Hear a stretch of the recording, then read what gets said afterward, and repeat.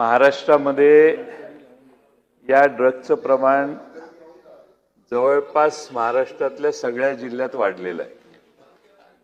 माननीय मुख्यमंत्री महोदय म्हणतायत सरकार प्रयत्न करतंय आणि करतंय, त्याबद्दल आमची तक्रार नाही। पण अनेक ठिकाणी पोलीस अधिकारी रेड करतात, जे सापडतात 8-9, माझ्या आष्ट्यात 8 जणांची अटक झाली आणि शेवटी दोघांच्याच नावाने गुन्हा नोंदवला, 6 जण सोडली। डीएसपीना माहित नसेल, हे खालच्या खालीच उद्योग चालतात। त्यामुळे पोलिसांनी एकदा अरेस्ट केला आणि त्यातला जो मेन कल्प्रिट आहे, जो त्या भागात ऑपरेट करतो, त्याचं नाव बाजूला काढलं। असे उद्योग महाराष्ट्रात सर्व ठिकाणी चालतात। त्यामुळे पोलिसांच्या, सगळेच पोलीस असे आहेत असा माझा दावा नाही, पण पोलिसांच्या हप्तेखोरी करणं हा एक सोर्स ऑफ इन्कम झालाय पोलीस स्टेशनचा।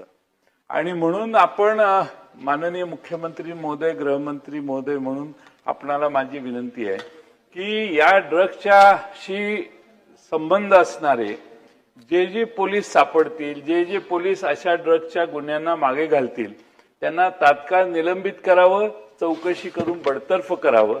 हा आकडा किमान 1000चा जाईल, हे टार्गेट तुम्ही पोलीस डिपार्टमेंटला द्या, बाकी सगळे ड्रग्ज कमी होतील। दुसरं, नार्कोटिक सेल काय करतं हा दुसरा प्रश्न आहे। नार्कोटिक सेलचं काम कुठेच दिसतंय, काय त्यांनी ऍक्शन घेतली? आपण सगळं पोलिसांनीच करावं म्हणतो, पोलीस काही त्यात फार एक्सपर्ट नसतात। आता आमच्याकडे तर ऑनलाईन ड्रग्ज मागवण्याची व्यवस्था आहे। मी तुकाराम मुंडेंच्याकडे ती माहिती दिली की हे ऑनलाईन ड्रग्ज मागवतायत, काहीतरी करा म्हणून।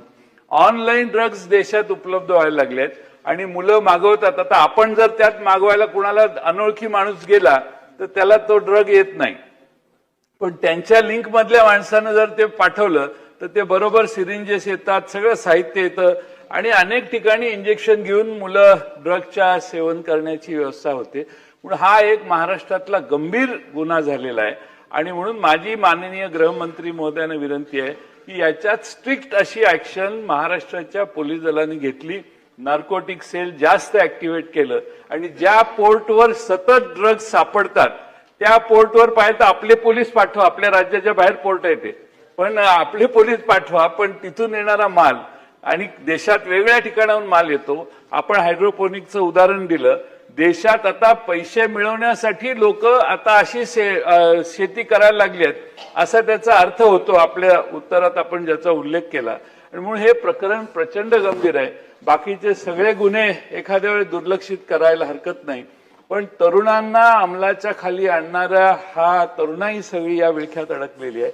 म्हणून माननीय मुख्यमंत्र्यांनी रोज सकाळी 20 मिनिटं किंवा 15 मिनिटं याचं असेसमेंट घेण्यासाठी ब्रीफिंग घ्यावं अशी माझी त्यांना विनंती आहे। मित्रांनी जे सांगितलं, निश्चितपणे आपण ही पॉलिसी अशीच ठेवलेली आहे आणि जेवढे पोलीस हे प्रत्यक्ष किंवा अप्रत्यक्ष या गुन्ह्यांमध्ये आतापर्यंत आढळले त्या सगळ्यांना बडतर्फच केलाय।